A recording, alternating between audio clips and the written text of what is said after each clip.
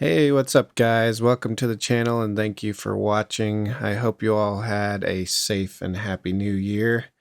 Today I'm here to talk to you about 3 ways on how to balance the low end of your mix. The first tip we're going to cover is how to use sidechain compression on the kick and bass, and occasionally you'll also want to do this on your snare. We aren't going to dive into how to use sidechain compression because I actually have another video that I will link into the description below. That's all about how to use sidechain inside of Ableton. But sidechain compression in a nutshell is when you're using the signal from one track, like your kick or your snare maybe, to compress another track like the bass or a synth. But basically, when the kick hits, it compresses or ducks the volume of that bass.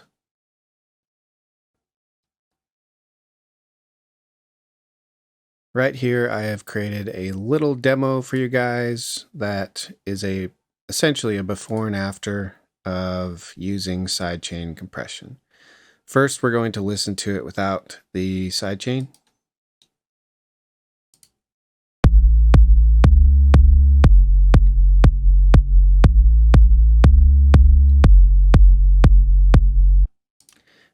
If you guys aren't wearing headphones, I'd highly recommend wearing some for this because it's all kind of the real low lows in the frequency spectrum that you probably won't hear on an average set of speakers.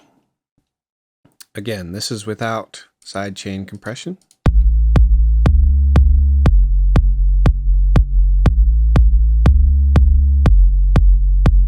And now with sidechain compression.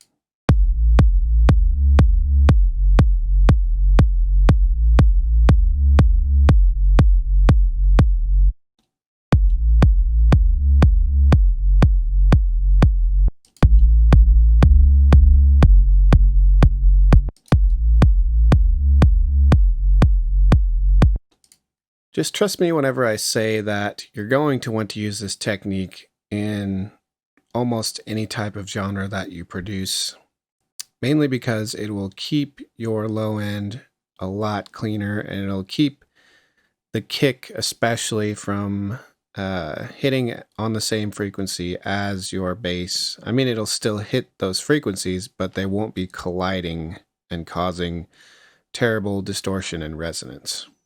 Okay, on to tip number 2, which is to use a low-pass EQ to hear what's happening in the low end. This is something I will do frequently throughout my whole mix and master in order to closely listen to what's happening in my low end. This is great for balancing the relationship between your kick and your bass because you're not trying to listen to all of the other elements in the mix. You can really just focus in on those bass-heavy instruments.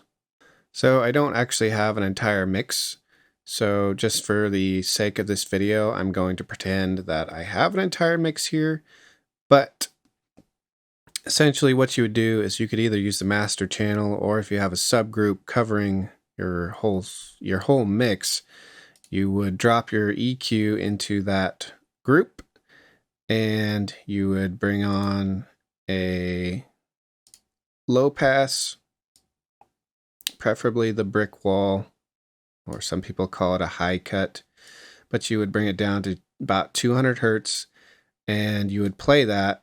And even if your entire mix is playing, this would allow you to really focus in on all the frequencies below 200 hertz.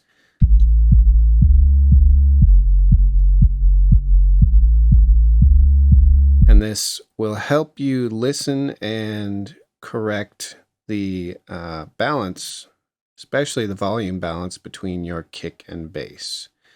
Because as I said before, you're not listening to everything else that's going on within the high end. You're just listening to those low frequency relationships. So let's say I had my bass or my kick way too high up. It would be a lot more audible through, just this low pass because that's all that I'm hearing.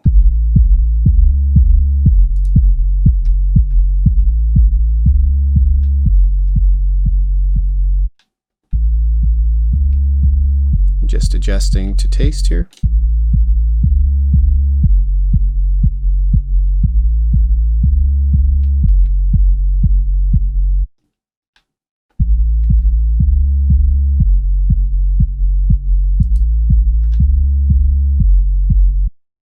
All right, now we have a nice boomy kick going along with our bass.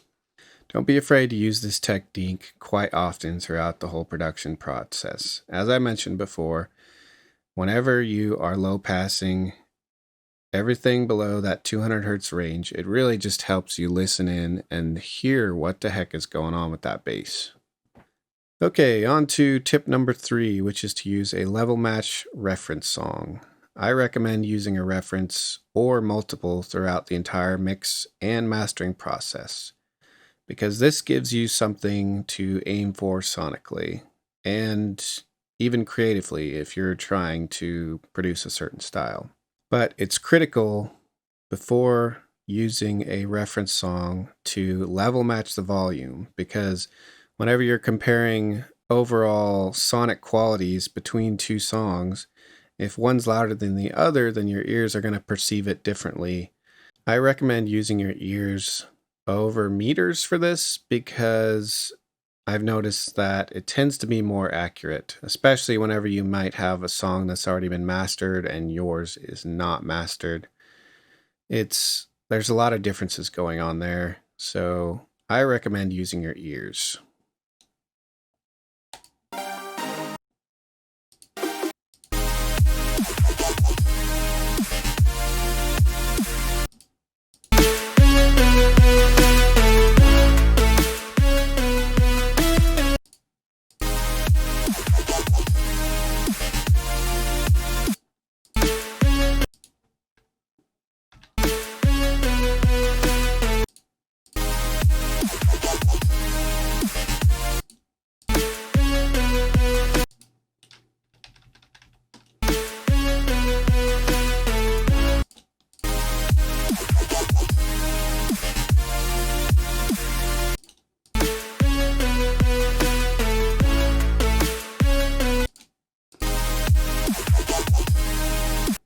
After we've level matched our songs, we can listen back to both of the different songs and see how our bass stacks up against a professional song.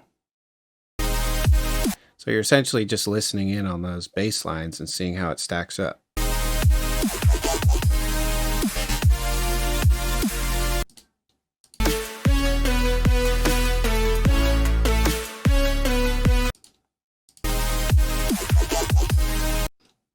My original almost feels like it could use a little more bass. This is another really great spot to do that trick that I mentioned earlier, which is to throw on an EQ and low pass everything below 200 hertz. This will allow me to really focus in on those low frequencies and get an idea of what's happening.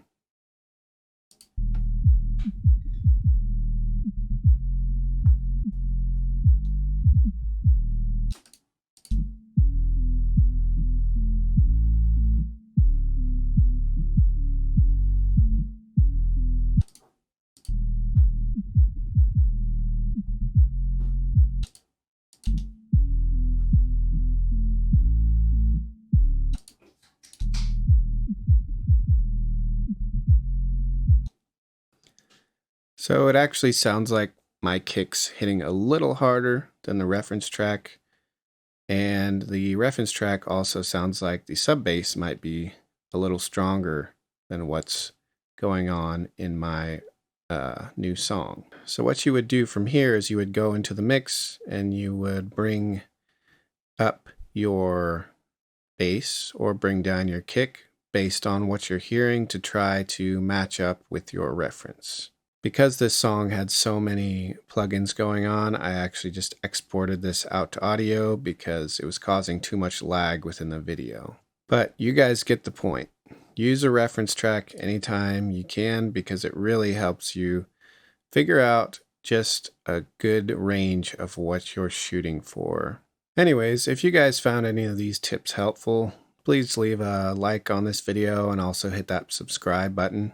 And if you want to see more videos like this, definitely leave a comment on what you're interested in learning. Thank you guys for watching. Hope to see you back soon. Take care.